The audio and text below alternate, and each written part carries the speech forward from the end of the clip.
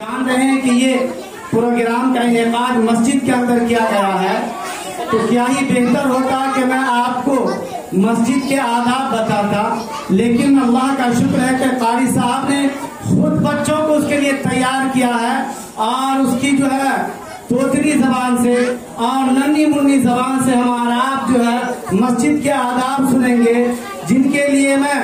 नुसरत परवीन बिन मोहम्मद जाकिर को दावत देता हूँ कि वो आए और मस्जिद के आदाब के सिलसिले में बताएं। आज मैं आप लोगों के सामने आदाब मसाजिद सुनाने जा रही हूँ। मसाजिद अल्लाह का